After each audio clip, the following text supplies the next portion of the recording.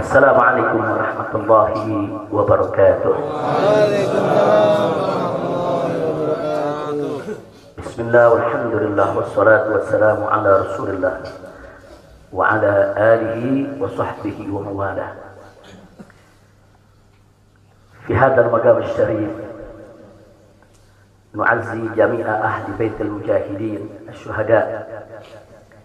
أعظم الله أجركم وأحسن الله عزاكم وغفر الله لأمواتكم أجمعين وكتب الله في قلوبكم صبرا جميلا آمين يا رب العالمين.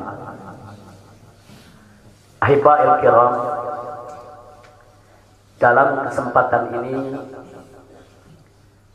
saya ingin menyampaikan beberapa poin penting untuk segenap keluarga para syuhada, segenap pengurus Dewan Pimpinan Pusat Front Pembela Islam, segenap laskar, aktivis dan simpatisan Front Pembela Islam, bahkan untuk seluruh rakyat dan bangsa Indonesia.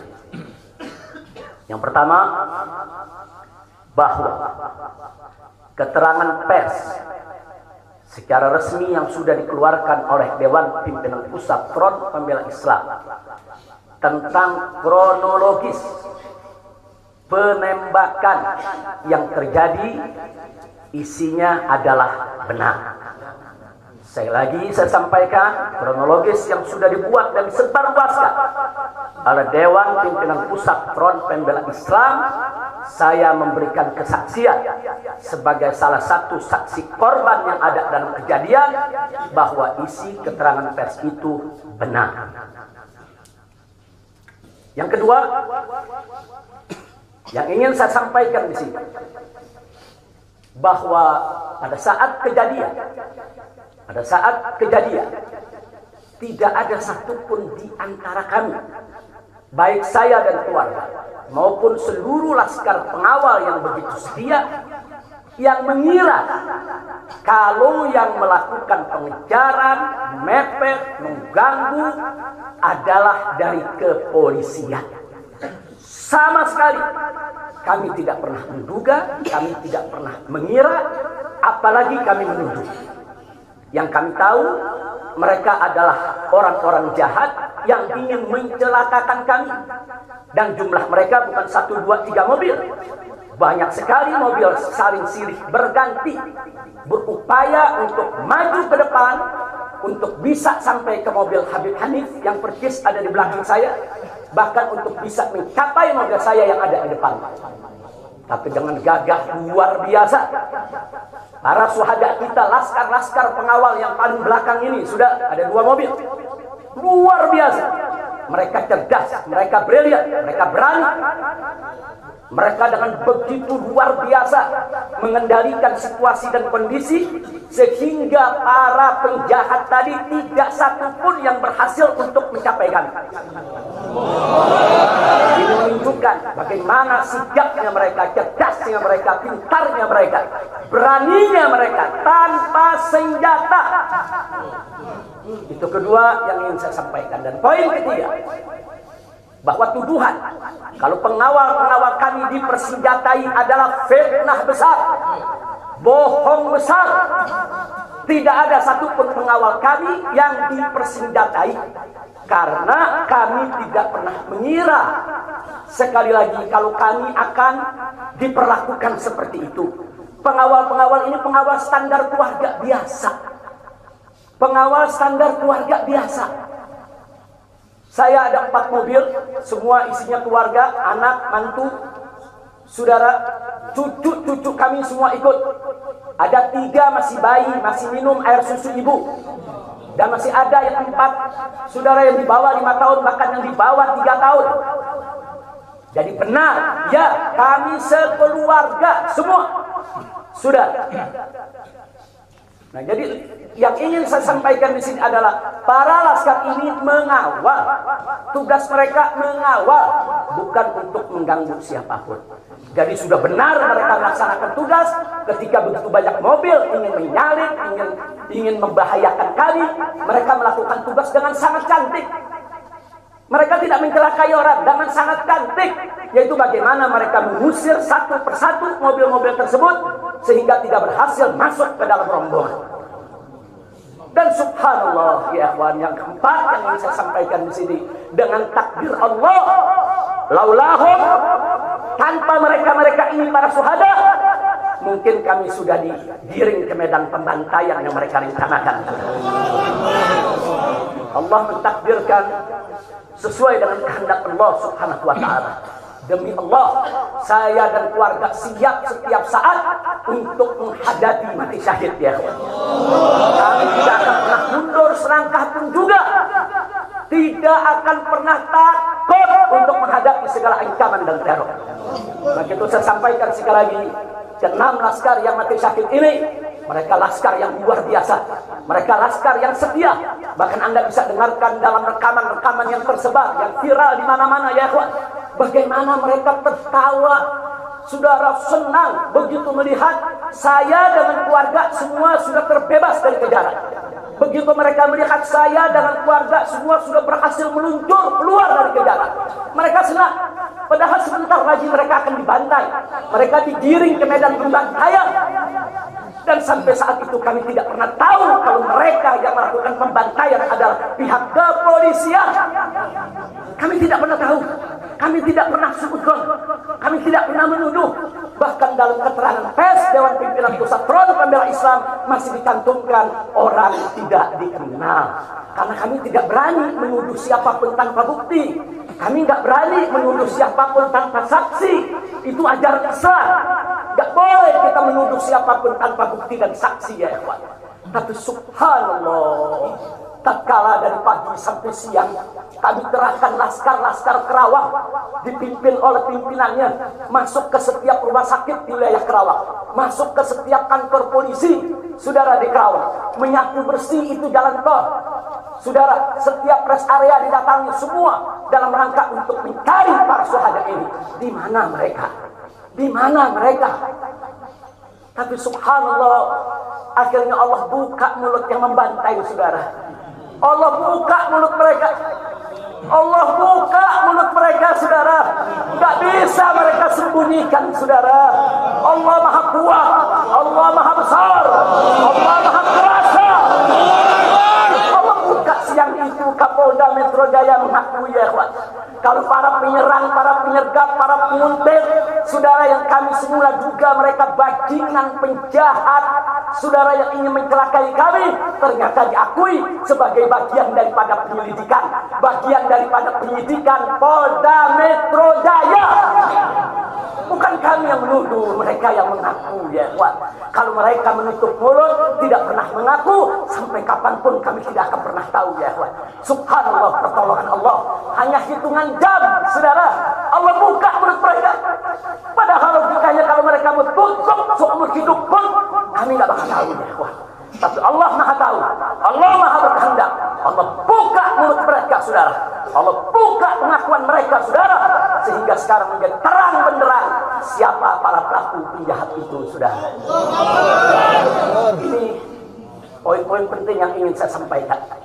Dan semalam saudara kita sudah membentuk tim untuk memeriksa secara utuh bagaimana kondisi daripada 6 jenazah syuhada kita. Saya sudah mendapatkan laporannya secara lengkap. Nanti pada saat yang tepat akan kita adakan siaran pers secara nasional. Dan saya sampaikan kepada semua, seluruh bangsa dan rakyat Indonesia, kami akan menempuh jalur hukum secara prosedur. Kami akan kejar siapapun yang terlibat dalam pembantaian ini. Kami tidak akan biarkan mereka tidur tenang sampai mereka lari ke lubang semut pun.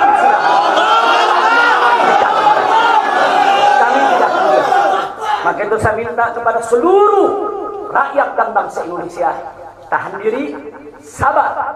Kita hadapi dengan elegan. Kita tempuh prosedur hukum yang ada. Karena kalau prosedur hukum ini ditempuh dengan baik, insya Allah semua akan terbongkar ya. Siapa yang melakukan pembantaian di medan lapangan, sampai siapa yang menjadi otak saudara yang mengatur ini semua akan terungkap. Tapi kalau Anda emosi, kalau Anda berjuang sendiri-sendiri, maka ini akan terkubur, tidak akan pernah terungkap ya kawan. Maka itu saya minta sekali lagi, sabar. Sabar. Ada saatnya ya ikhwan. Ada saatnya kita akan melakukan perlawanan. Ada saatnya ya ikhwan. Syuhada kita yang 6 ini saudara, mereka sudah melakukan tugas jihadnya, menjaga habaib, menjaga ulama, dan mereka sudah mendapatkan hadiahnya dari Allah, mati sebagai syahid. Insya Allah syahadah mereka diterima oleh Allah Subhanahu wa ta'ala. Dan sengaja memang kami yang meminta keridhaan dari keluarga masing-masing untuk bisa mereka dimakamkan di pondok pesantren agrokultural markas syariat ini. Akan tapi salah satu daripada syuhada kita atas permintaan keluarga mereka, ibundanya yang begitu cinta kepada sang anak ya ikhwan, dibawa ke rumahnya dan dikubur di rumahnya.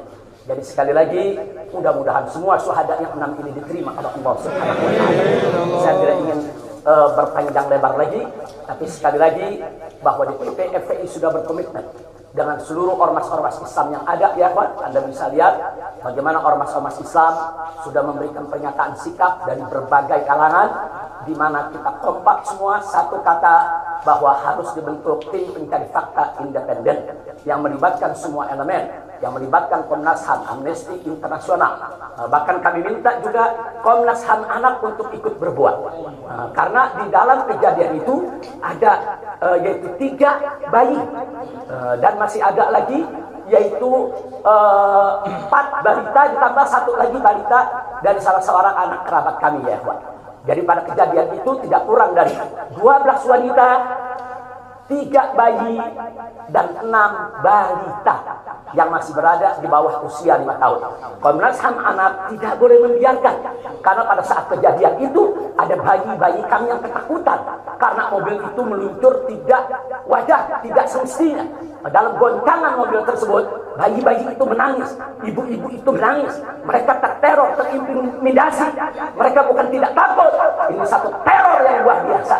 Nah, karena itu sekali lagi Komnas HAM perempuan, Komnas HAM anak, mereka semua harus ikut terlibat. Tidak boleh ketidakadilan, tidak boleh kezaliman semacam ini dibiarkan terjadi di negara kesatuan Republik Indonesia. Kalau hari ini kejadian sadis brutal seperti ini bisa menimpa saya dan keluarga, bisa menimpa 6 syuhada ini ya ikhwan, maka kalau dibiarkan besok akan bisa menimpa siapa saja warga negara Indonesia di negeri ini.